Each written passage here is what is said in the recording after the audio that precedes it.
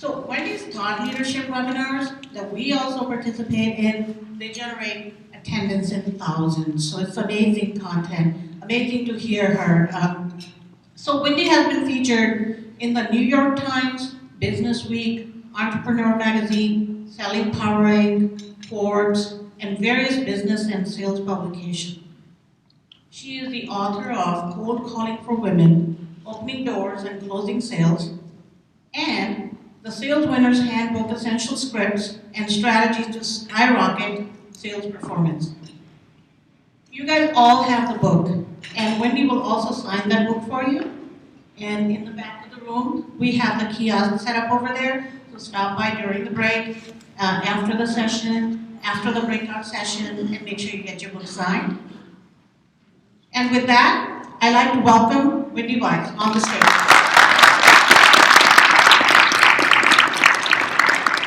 Good morning, Rainmakers. Thank you, Navneet. Okay, I'm so happy to be with you here today. I have to tell you that several months ago, Jessica Chan called me up and invited me to be here. And I was so flattered. Now, I do get invited to speak at a fair number of events, but I feel like I have a special relationship with Data.com, and you're all the Rainmakers. You're the people that are actually making it happen. And so I am just so happy and really so honored to be here with you today. And I want to congratulate each and every one of you for being here today and for being a Rainmaker. So pat yourselves on the back, give yourself a round of applause.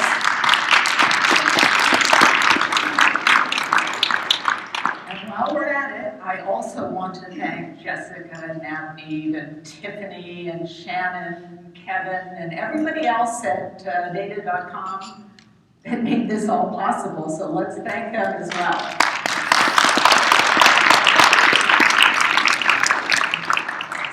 Topic today is powerful prospecting. You know, a lot of people say a lot of really silly things about cold calling. So we're going to be talking today about what actually works today in 2013. And my goal for today is to give you some tips and some ideas and some tools, some things that you can take back when you go home and start implementing right away. In terms of what we'll be talking about, I know we don't have a room full of newbies, but I'm going to challenge you to keep a beginner's mind. Because being successful, whether it's in cold calling or other forms of prospecting and lead generation, or in sales in general, it's not about what you know, it's about what you do. And so if you find yourself thinking, oh yeah, I know that, I'm going to ask you to keep the beginner's mind. The best example that I know of this actually is in sports, where there's a team that has a losing season. At the end of the season, the owners fire the coach, they go out, they get a new coach. What's the first thing the new coach does? The new coach says, back to basics. So it actually works exactly the same way here. So if you get one tip or one idea from this session today that gets you one appointment or an opportunity or even a sale that you wouldn't have otherwise had, then our time together today will have been well spent. So I've been told you've seen this a lot. This is what we're going to talk about today. We're going to talk about the elephant in the room. Why should you cold call at all in 2013? And specifically, what's working today? Because, you know, I've been in business well over 20 years. And things have changed. Things have changed over the past 5 years. So what is actually working today? I'm going to share with you what I've been doing with my clients and the results we're seeing. And we'll talk a little bit about why prospects say, I'm not interested, and more importantly, how to get them to stop. We'll talk about getting your calls returned, because that's something more and more phones are being answered by voicemail. So we need strategies to get people to call us back. And I will share with you what I consider to be the 4 keys to being effective at cold calling and filling your sales pipeline with qualified prospects that are likely to become your customers. For those of you that do not know me, I will share with you that I was not supposed to be the queen of cold calling. I was actually supposed to be a ballerina.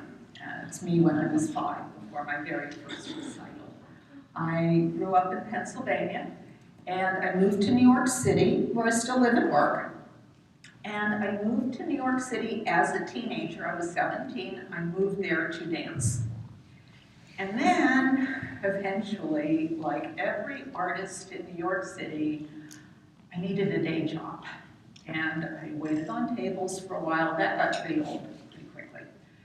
And then I got a job with a telemarketing company. They did new business development. And it turned out I was good at it.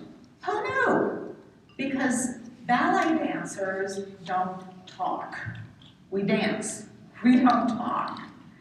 And so I did that day job for a while, and then I started my own business. I had clients that I would represent, and I did the new business development for them. And actually it was one of those first clients that dubbed me the queen of cold calling because I was able to schedule so many appointments and find so many opportunities for him. And so from there, I segued into the business that I have today. The business that I have today is working with sales professionals, with business owners, with entrepreneurs, people that need to develop new business. And I feel like I'm doing something that's really important. But here's the thing, and this is for any of you that might be struggling with the idea of picking up the phone to talk to people you don't know. I was really lucky because early in my career, somebody taught me how to do this. I wasn't born knowing how to do this, I learned. And so for any of you that might be struggling, the really good news is that this is a communication skill, and it can be learned, and it can be improved on. And in working with my clients, I've seen them learn new skills, and then they're thrilled to see their results change. So let's talk now about that elephant in the room and why should, in 2013, why should somebody cold call? There's actually only 4 ways to generate an opportunity. Or if your process starts with an appointment, there's only 4 ways that you can actually get an appointment, that first appointment. The first way is through marketing, that you or somebody at the company does some kind of marketing activity. Maybe it's direct mail, maybe it's email marketing, maybe it's social media marketing, something that gets prospects to self-identify. They pick up the phone and they call you, and that's great when that happens. And by the way, you might want to write these things down. The second way is through referrals, that you go to existing customers and you ask them to facilitate an introduction to somebody else that might have a need of whatever it is that you're selling. Great way to build a pipeline. The third way is through networking. You might be doing face-to-face networking, coming to events like this, or maybe you're going to Chamber of Commerce meetings, or leads groups, or trade shows, or maybe you're networking online through social media like LinkedIn and Facebook. And then the fourth way, of course, is through cold calling, that you target those companies you're interested in introducing yourself to, and you pick up the phone and you do it. And here's the thing.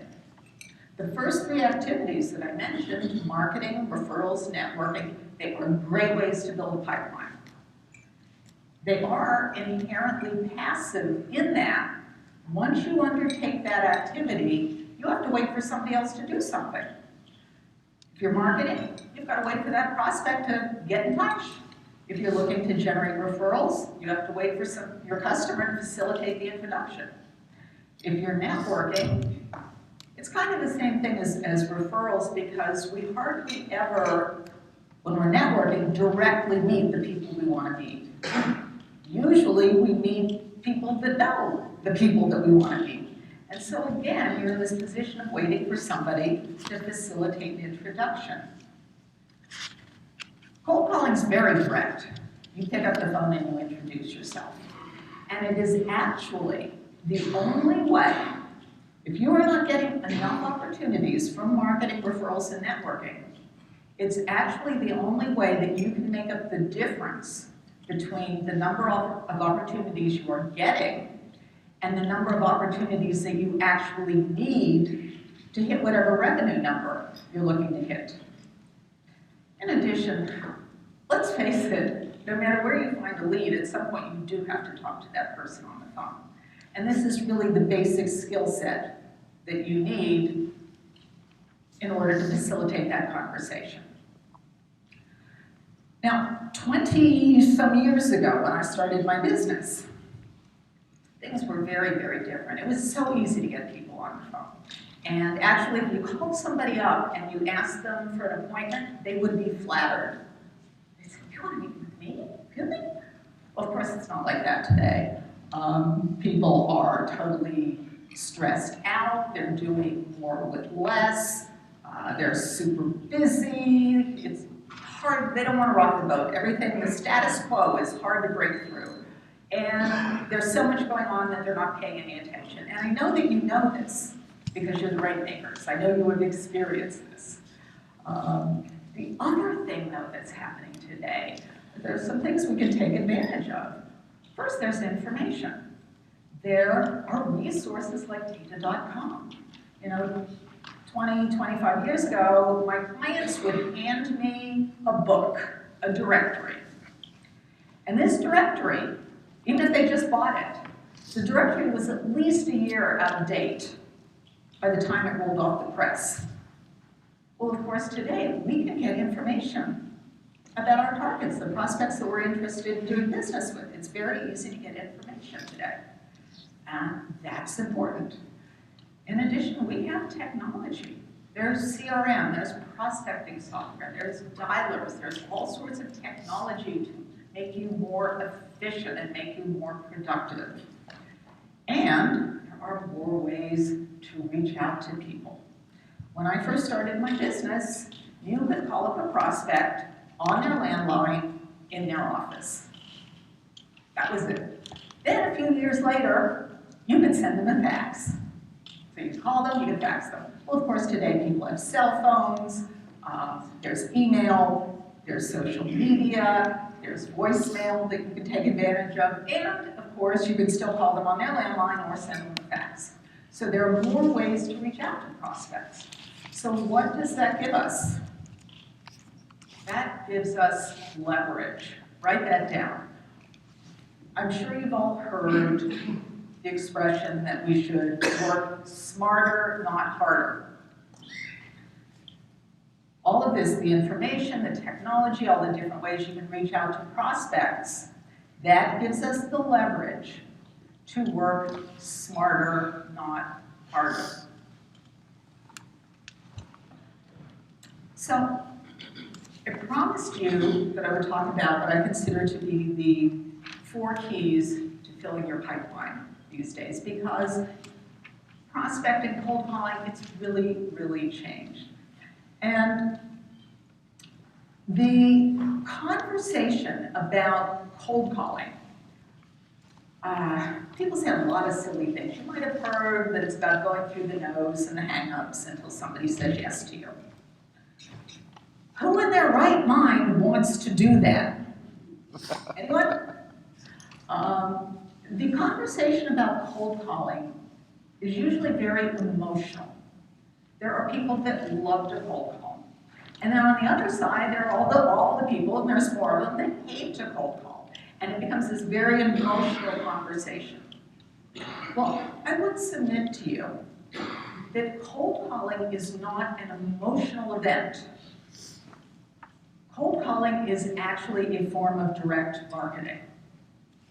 Cold calling is a process. It is a part of a business process. And the opposite of hating to cold call is not loving to cold call. The opposite of hating to cold call is actually being neutral. Because if you are neutral, you can do what you need to do to be effective and to be successful. And I think it's time for us to change the conversation about cold calling. Cold calling doesn't have to be emotional trauma. It is simply a process. It is a business process like any other business process. Companies today have processes for everything, except for some reason, and this actually confuses me, except lots of times for prospecting. And then managers of sales teams say, go make some phone calls to their sales reps. So if instead we can start to think of this as a process, it becomes far less loaded and it actually works much more effectively. So I'm going to talk about that, how to make this business process work better. Number one, I promise you 4 keys. This is the first one, target. Write that down. We're looking for our ideal prospects out of everybody in the entire world that maybe might buy some little thing from you. Who is most likely to buy from you? Who is most likely to buy a whole lot and then come back and buy some more? Those are the people we're looking for. And it's important to have a definition of what makes a qualified prospect for you. If you are managing salespeople, you need to make sure that they understand this definition. If you're thinking about the future managing salespeople, you need to make sure that your future salespeople understand this definition, because I do see, and I work with companies all over the country, and I see a lot of people, a lot of sales reps, wasting a lot of time chasing after prospects that not become customers, or if they do become customers, they'll be teeny tiny little customers. And this definition also needs to include concrete parameters. Sometimes when I'm working with a client, coaching client, training client, I'll say to that client, describe for me your ideal prospect. Tell me what makes a qualified prospect for you. And they'll say to me things like, oh, they should be nice. Oh, they should be easy to work with. And my favorite, actually, this was somebody, I do an online group mentoring course a few times a year. This is somebody that was in this course said to me, I'm looking for prospects that understand the value of my offering. How are you going to find those people? I'm going to go to Jigsaw and search for the people that understand the value of my offering. That's going to work. And I know that you know this because you are the rainmakers. I see a lot of salespeople spend a lot of time chasing inappropriate prospects. And bottom line, it's going to take you as long to court and close and service a teeny tiny prospect, a teeny tiny customer, as it would your ideal prospect that turns into an ideal customer. So let's focus on the ideal customers. Number 2 is skill. And this is the skill in the conversations that you have. And so we're talking about your conversations with human gatekeepers, your conversations with decision makers, your ability to respond to questions or objections, and of course, getting your calls returned. You each have a copy of my book, The Sales Winner's Handbook. And when I wrote The Sales Winner's Handbook, the reason that I wrote it, actually, was that the 2 questions I'm asked a lot are either people say to me, oh, Wendy, I'm so uncomfortable, I'm so scared to cold call, or else they say, Wendy, what should I say?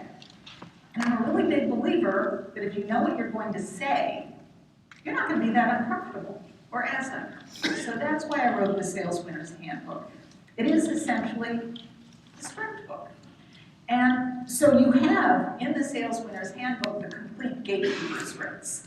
They're broken out by the size of company you might be calling, small companies and large companies, but I'll give you the mini version first, which goes like this. Imagine for a moment that Hillary Clinton is calling your prospect.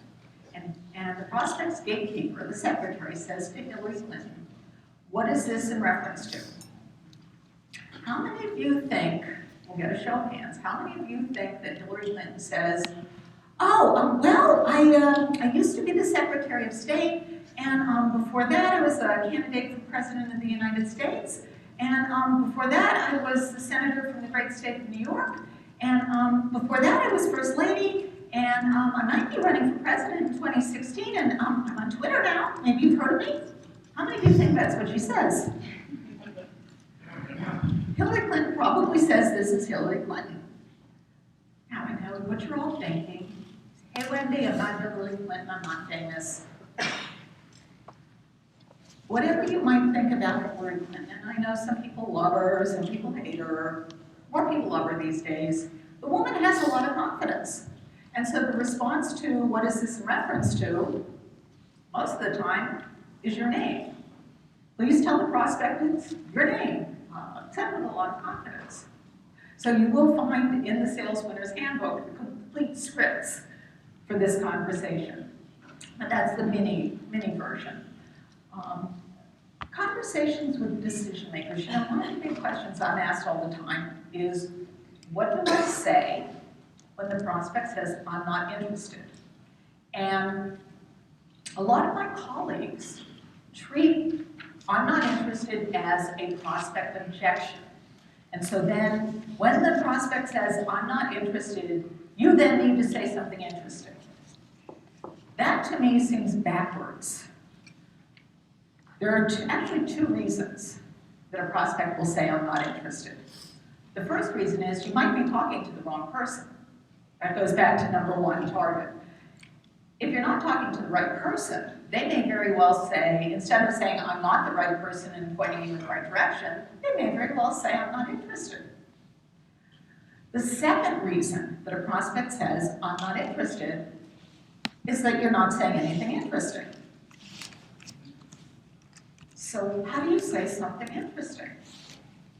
It's important, and the rule is, on a cold call, to lead with how you help your customers, or how your product or service helps customers. What's the value? What are the outcomes? They're actually sample introductory scripts in the Sales Winner's Handbook. But I want to give you an example here, and I actually had it printed out because there was no way I was going to be able to remember this. So I'm just going to read this to you.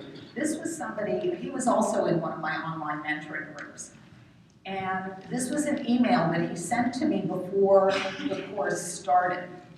And he represented a software that helped businesses manage their money.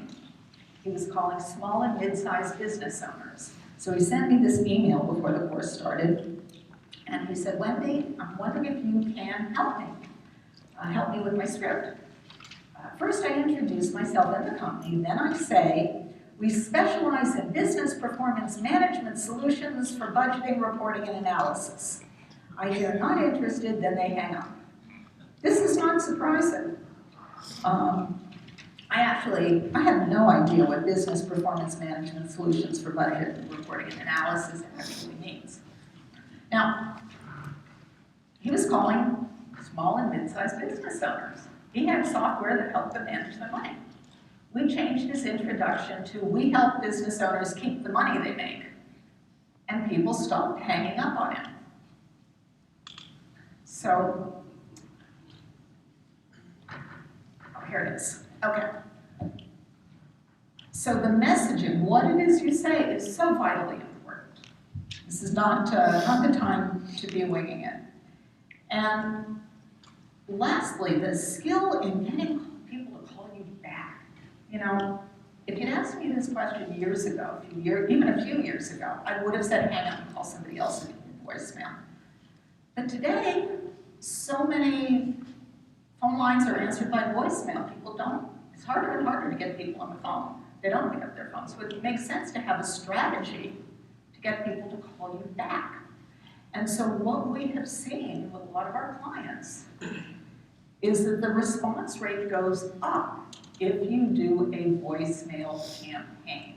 So what I'd like all of you to start doing now is think in terms, when you're prospecting, think in terms of campaigns. Campaigns to reach out to your prospects. And voicemail campaigns are a series of messages that you leave over time. And if you've got email addresses, you do it in conjunction with email. So this is how it goes. We usually do a 4 or sometimes a 5-call campaign. So if you're doing a 4-call campaign and you're sending an email, that means you're touching that prospect 8 times over a period of maybe about a month. It goes like this. You call your prospect. If you're not able to reach the prospect directly, you leave voicemail number 1. Voicemail number 1 focuses on some aspect of how you help customers. And if you've got an email address, you send off that email. Pretty much the same message. You wait 3 to 5 business days. If you haven't heard back, you call again. If you get voicemail, you leave voicemail number 2. Voicemail number 2 still focuses on how you help customers, but it is a different message. And then if you've got an email address, you send off that email. You wait 3 to 5 business days. If you haven't heard back from that prospect, you call them again. If you don't reach them directly, you leave voicemail number 3. Voicemail number 3 is different from 1 and 2. Still focuses on how you help customers, but it's a different message. And if you've got that email address, you send off essentially the same message in an email. You wait 3 to 5 business days. If you haven't heard back from the prospect, you call them again. Now, if this is a 4-call sequence, we're on the 4th call. The last, however many calls you're going to do, 3 calls, 4, 5, however many you're going to do, the last message is always different. I call it the move on message. The move on message goes something like this. I've tried to reach you a number of times to discuss, fill in the blank with whatever it is you want to talk about. I haven't heard back from you, and I know you're really busy, so I'm assuming this isn't a good time for us to have this conversation. I don't want to make a pest of myself, so I won't be calling you again, and you name a time frame. It could be 3 months, it could be 6 months, it could be a year. If you've been meaning to get back to me, I'd welcome the opportunity to discuss fill in the blank. This is actually the most returned message. And if you've got, by the way, if you've got the email address, you send the same thing in an email. A certain percentage of people will respond to your previous messages if you've got good messaging. But this is what happens. First of all, there are people that are in the market today for exactly whatever it is you're selling. There are also people, maybe they're not in the market today, but they know that at some point in the future they will be. So these people, this pool of people, they're meaning to call you back. They're interested in talking to you. What most salespeople do, and this is why this move-on message works, what most salespeople do is they kind of call for a while, then they stop. But they never tell the prospect they're not going to call again. And so that prospect thinks you're going to call again. And so they didn't save your phone number. What you do with this message is you're telling that prospect, I'm not going to call you again. And they do call you back. The complete script for this is in the Sales Runner's Handbook, along with some sample voicemail campaigns with different industries, so you can take a look at those and use them as a model. This does work very effectively. Okay, so we've talked about targeting, we've talked about the skill level. Number 3 is process, and this is actually something that's not talked about at all when people talk about cold calling. The process today is very, very important. Process is about what is your process to qualify leads? What is the best pursuit? When you're going to go after a target, what is the best way to do that? what most people do is they have names in their database and they're sort of scrolling through the database, and then they come to this name, they go, I called this guy a bunch of times, I've called him enough, I'm not gonna call him anymore. That's not process. Process is defining ahead of time how many times you're willing to reach out to a particular target with no response before you recycle them. I recommend recycle, you don't throw them out. Before you move on, there's a law of diminishing returns. So what is that for you? And generally with clients I'm working with, we're seeing 4 or 5 calls with voicemails, with emails, no response. We take them, we recycle them 3 months, 6 months, a year out. It depends on your market, the number of leads you have, etc. Following up, once you've got someone that's interested, how are we going to stay in touch with them? What's the best method to do that for your market?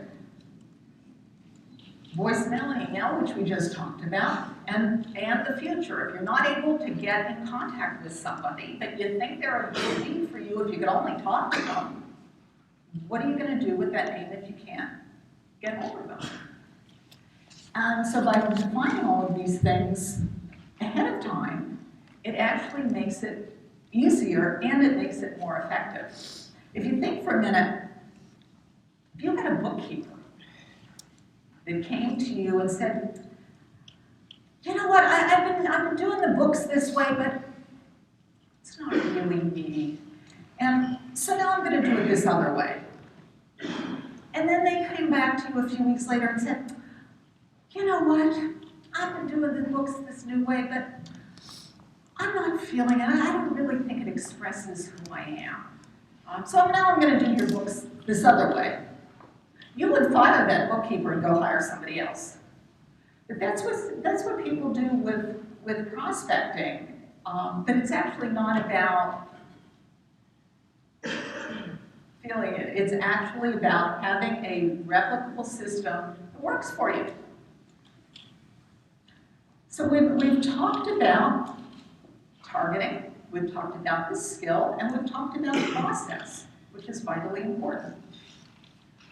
Number 4 is how are you going to tie it all together with organization and with metrics? And I am continually astounded how in 2013, there are still some companies out there, really big companies, that aren't using anything to track what they're doing, which is amazing to me. But software keeps you organized. It keeps you doing the exact right thing that you need to be doing when you need to be doing it. And as Peter Drucker famously said, what's measured improves. And people that are marketers, people that do direct mail, that are successful, people that do email marketing, people that do internet marketing, measure everything. They'll send out an email marketing, they'll send out an email and test a subject line, and they'll change the subject line, they'll send out the same email, different subject line, which gets a better open rate. That's the one we're going to use. For some reason, when we talk about cold calling, we don't seem to talk about this. The metrics that you want to know, to actually know if what you're doing is working, is the dials, the conversations, and the appointments, or the dials, conversations, and opportunities that you're able to generate. These are the prospecting metrics that you want to look at. You might have heard that cold calling is a numbers game. And usually when people say that, what they mean is make 100 dials a day, and eventually somebody's going to say yes to you. And if that doesn't work, then you make 150 dials a day, and eventually somebody's going to say yes to you. And if that doesn't work, you make 200 dials a day. That is not the numbers game. The real numbers game here is conversion. It is the conversion of your dials into actual conversations with the right person, and then the conversion of those conversations into either appointments or new opportunities. That is the real numbers game. And If you're tracking, then you know what works. For example, let's say you have an introduction that you're using, the way you would typically introduce yourself to a new prospect, and then you decide to change it. If you were tracking, then you would actually know whether your new introduction works better than your old introduction. If you're able to generate more appointments, then it works better. If you're generating less appointments, it doesn't work better. But instead, what a lot of people do is they change it, it feels better this way. If you're tracking your numbers, let's say you decide to try out the gatekeeper scripts in the Sales Winner's Handbook. Well, if you're tracking and you know what your conversion of dials into conversations is, if you know what that is today, and then you try out the gatekeeper scripts in the Sales Winner's Handbook, you would actually know which way works better for you. So this is actually vitally important. And when people are doing prospecting campaigns, or companies are doing prospecting cold calling campaigns, and it's not working, usually what they look at either is the targeting, maybe we don't have a good list, we need to get a better list, or they say we need to improve their skills, and that's where I come in. But they don't look at number 3, which is process, or number 4, which is the organization and the metrics. And number 3 and number 4 are vitally important today because it's different. So, to summarize what I've talked about today, and then we're going to open up for questions in just a little bit, because that's actually always my favorite part, is the questions. So I've left time for questions. To summarize what I've talked about today, I've talked about the importance of targeting, that any kind of cold calling campaign, you need to be talking to the right people. And of course, I know you know this because you are all rainmakers. Number 2 is the skills issue, and improving skills can really move the needle. It can make the difference between somebody hanging up the phones and I'm not interested in hanging up, and actually being able to engage that prospect in a conversation that you want to have. So improving the skills is important. Process. What is your best prospect? And this is not something that you can figure out overnight. It does require some thought. And if you are managing a team of people, or you think at some point in the future, I'd like to hire some people, figuring this out and being able to train your new hires in this process that you know works because you have the metrics to prove it, will go a very, very long way towards helping that team succeed. So to finish up, before I open up for questions, and I hope you have questions for me because I like the questions, I do want to invite you. I've written the Cold Calling Survival Guide, and the subtitle of the Cold Calling Survival Guide is Start Setting Appointments in the Next 24 Hours. It's a complimentary ebook. We've set up a special link just for you. It's bit.ly/annual rainmaker. So I invite you to download the Cold Calling Survival Guide. And what I'd like to do now is open up for questions. I believe that we have mic people on their side there. So we have a question. Okay. And hang on, we're going to get it. Oh, I'm sorry. We got somebody back there. No. What do you? My name is Kevin. I'd like to have a chance to talk to you about setting an appointment. Now, yesterday we had a gala. I was talking to a guy. I mentioned a couple of sales reps in our office went to Oracle, and I thought maybe it would be a good place for me to, I'm in between jobs, a good place for me to send a resume. And I told him I wanted to have a chance to sell their CRM system, and then his reaction was really, good. Is there a CRM system that you recommend or some kind of software that seems to work best for successful cold calling prospecting? Okay, good question. A system for successful prospecting. There are a lot of really good softwares out there.